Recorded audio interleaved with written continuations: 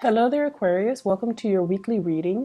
All right, so once again, first five cards deals with love, and the second five cards deals with the overall energy. Okay, I have a few messages that I'm going to relay to you before we go into this reading. The first message is self-mastery, and self-mastery, I feel like it's not so much on, you know how you're sick and tired of other people telling you to open yourself up emotionally, right? You're sick and tired of hearing that, hearing other people, hearing friends, relatives, even advisors, or even, readings in general. And I feel like many of you have done a lot of growth on the emotional department. And when you're in a relationship, you know how to take care of your relationship partner. And when you really love someone, you know how to be open and vulnerable, and to really allow them, like put your walls and your defenses down to allow them in. And I feel like there is a very dignified way in which you deal with people as well. You care about fairness. You do care about, I want what's best for this person, so I'm going to be open and honest with them, even though sometimes the truth might hurt. And so I feel like, people give you guys the bad rep of being unemotional and detached. You only detach when a situation cannot be fixed, and when a situation is no longer tenable. However, what I also feel as well with this sense of self-mastery, I feel like it's coming in the friendship, platonic relationships sphere, where you are still going to have to, let your guard down. So it's not just the people you care about, it's the other people that are around you that you have to work with, that you have to be around energetically. They're constantly in your space, or they're constantly, in your periphery. Those are the people, those are the relationships that you kind of need to foster as well, okay? Nurturing the ones that are around you, and not letting the relationships grow cold and sterile. And I mean that because I feel like, no man's an island, okay? First of all, your energy here, Nine of Pentacles. This is an independence card. This is somebody that's like, okay, I know how to take care of myself. I've got my car, my house, my kids, my pets, whatever it is, I am self-sufficient. I don't really want heavy emotional connections because those things weigh me down. They make me uncomfortable.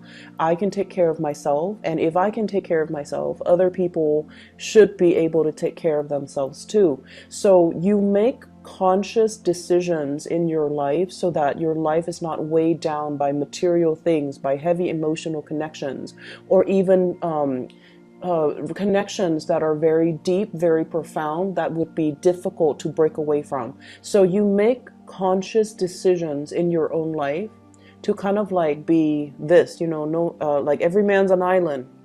I'm self-sufficient. I can do things on my own. I can take care of myself in every department.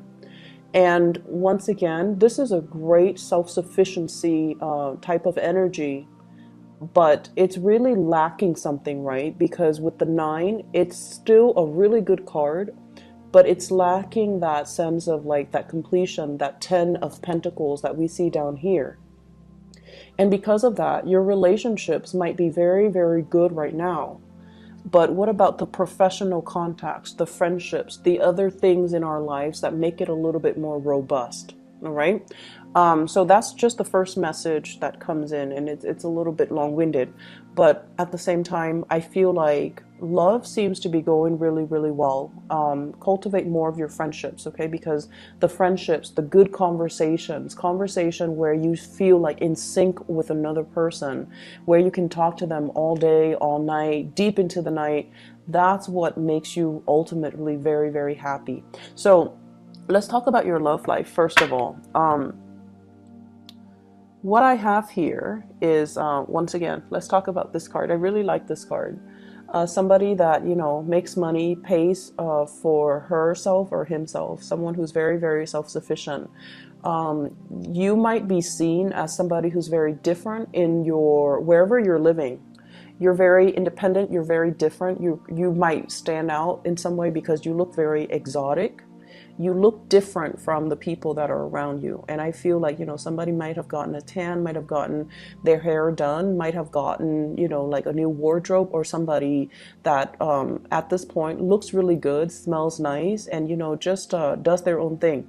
So because you exhibit this energy where it's like, I'm fine, I'm really happy, I like the single hood, and I like, the bachelorhood.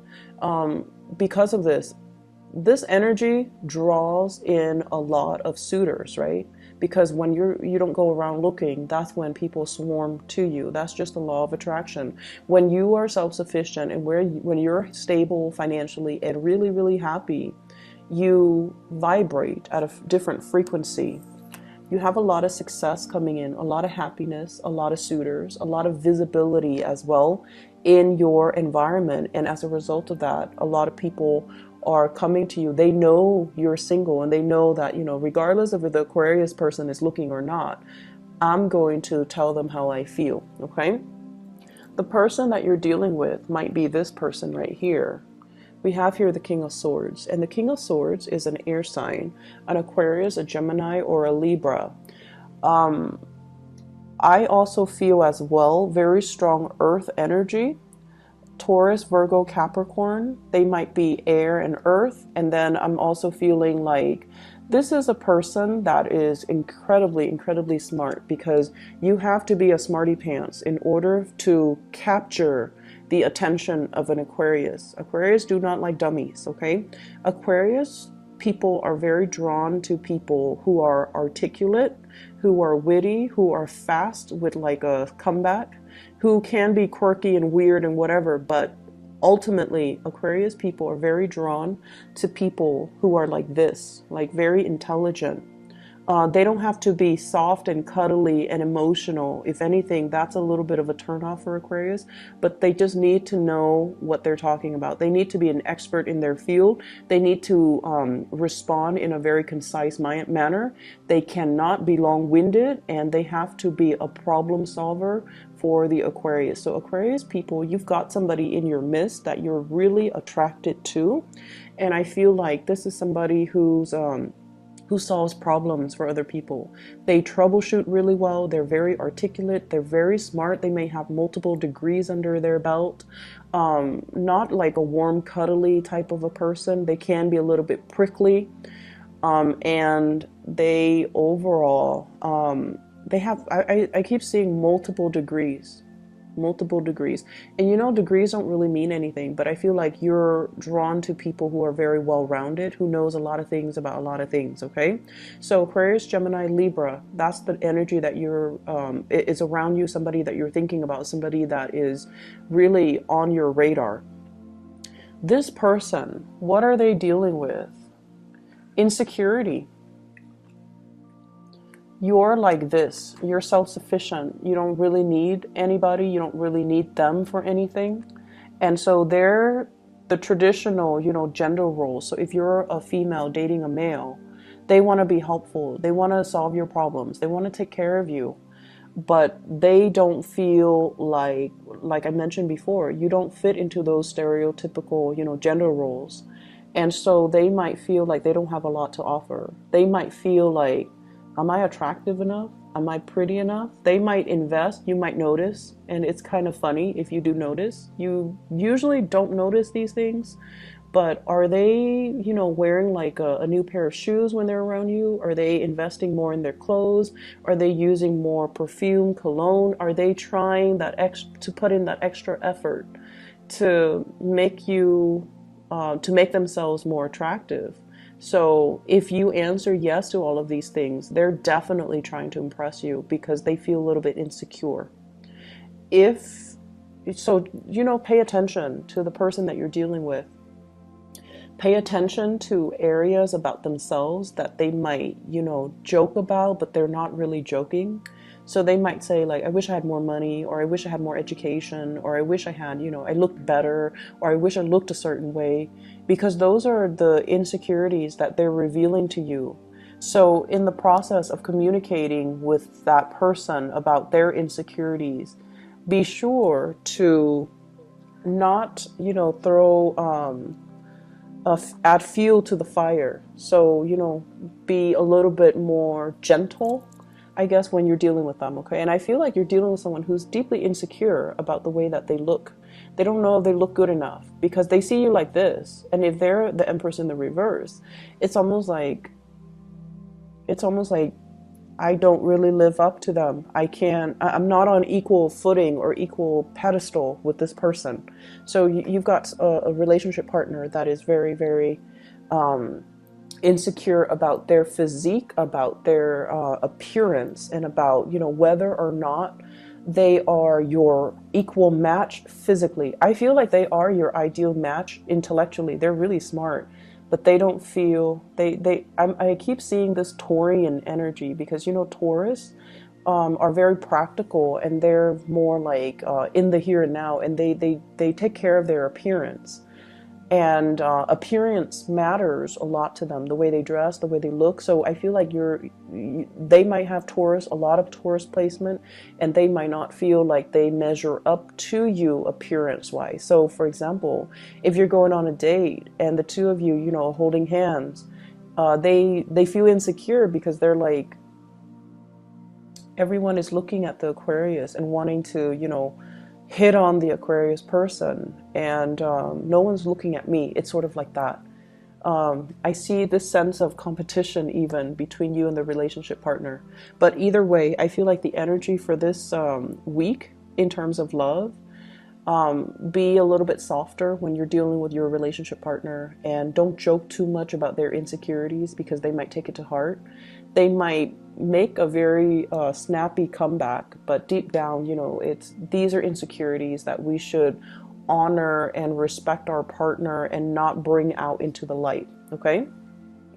A lot of you might be focusing on dating as well. Nine of Pentacles, singles.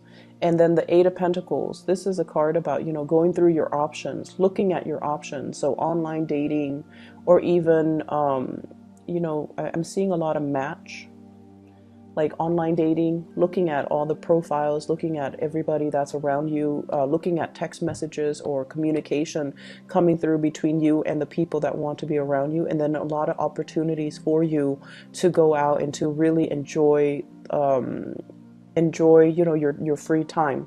I'm also seeing as well workplace, like romances, okay? And honestly, I feel like there might be coworkers, there might be a lot of people in your professional environment who are headed in the same direction as you. So you guys are like on the same career track. You guys are inspiring to each other. They trust the work that you do. They trust you as a coworker. Therefore, they want to transmute that energy and to create more of it's almost like getting past the friend zone, getting past the co-worker platonic vibe, so that they can, make a move on you. So I feel like there's a lot of contemplation, and the person that you're dealing with, they're strategic. They don't want to make a false move. And because you're so detached, it's hard for them to know where you're coming from. So aim to be a little bit more flirtatious, and aim to be a little bit more like easygoing and, carefree, and just joke around a little bit more. Allow them a way to get into your space, okay? Because this energy of self-sufficiency, it's very good, but it's also like, he or she doesn't need me. So allow them to get into your space, open up, and ask follow-up questions to allow a conversation to start. And I feel like your friends or your co-workers will be the catalyst for you to kind of open up to the other person, for those who are single. So it's almost like, asking your friends or your co-workers, how was your weekend? What did you do this weekend? And then your crush comes by, and and then ask your crush, how are you? Like, haven't seen you in a while. What did you do this weekend? So one conversation that's very platonic leading to another, and it allows an in. It allows your crush or whoever you're dating or whoever you like to enter the conversation without feeling weird, without you feeling uncomfortable about, asking them exclusively, because sometimes you don't like to reveal how you feel, right? You don't want them to get the upper hand, but you also want to initiate conversation with them. So I feel like that's really what this is all about. Fostering all of your relationships, not only the relationships that you care about, or only the people that you love, or only the people that you have your eyes on. Okay? Really, really bright, good energy. And I feel like there's a lot of solidification in this spread. But I feel like many of you are single, loving the single life. You would date, but you're waiting for the right person, waiting for somebody that can bring you this sense of happiness, this sense of freedom, and this sense of carefree, childlike energy. So the interaction between you and a crush, between you and a partner, is really good for this week, mainly because it opens up doors about practical, direction in the relationship, as well as where are we going, where are we headed. But once again, all the cards indicate to me it's like a solitary person. So I definitely feel a lot of independence, but also a lot of Aquarius people are single and loving it and focusing on their career. In the other departments of your life, there is going to be as well news, communications, and things like that about family. Okay, so the Ten of Pentacles in the reverse. So we're going from this 9 here where you are very self-sufficient, and then the Ten of Pentacles in the reverse where family and people that you love, they're going through issues, possibly financial issues. And I definitely feel here we have an earth sign, Taurus, Virgo, Capricorn, and a water sign, not Sagittarius, Scorpio, Cancers, Pisces. And I feel as if for those of you, if you have any, I don't see you having financial difficulties, but I also feel like discussions coming through from these two people about how do we take care of our joint finances? How do we take care of mom and dad? If you are partner to these people as well, it's almost like buying new property, looking at a move, looking at as well at taking care of elderly parents, because the Ten of Pentacles is a generational wealth. When it's in the reverse, generational wealth might not be there. So mom and dad might not have the resources at their disposal. So they're relying on, the children to take care of them. So I feel like there's heavy discussions here about, you wanting to move away, you wanting to get a new start for yourself. But at the same time, there might be family issues that's really preventing you from doing that, or concerns about the family unit, concerns about location, concerns about resources that's really preventing this move. And you might have shouldered the responsibilities on your own. You might have been racked with worries over this, but there are either other siblings that are coming in to ease the situation, or there are siblings or other people that you can call upon to alleviate this situation, or they can come in with their own strategies and a helping hand in this situation. So there is a lot of immense support for you financially and emotionally coming in from the family front. Okay, the friendships as well. I feel like there are opportunities for you to reconnect with old friends. There are also opportunities for you, relatives, friends, people might come in with, investment opportunities, or somebody is getting a new job. I just got that here with this King of Pentacles. Somebody's getting a new job. Somebody is getting like the dream job, and they're sharing this information with you. So you might be at a distance with each other. I also feel for some of you, there is a situation here where you're trying to break free from possibly a work environment. And with the Ten of Pentacles, you're still waiting on the offer. You're still waiting to finalize the contract. What are the numbers? How long am I contractually obligated to work for you? And things like that are coming in. But I feel like it's going to have a very, very fruitful resolution, and you're going to get the financial payout that you're hoping for. Okay, so lots of good things in all different areas of your life. So I feel like it's going to be a very dynamic week, and it's not going to be stressful like last week. Okay, there's a lot of good communication coming through, a lot of support coming through from upright people, which is really nice to see. Okay, so I hope the reading is helpful for you guys. Take care. Okay, and I'll talk to you soon. Bye bye.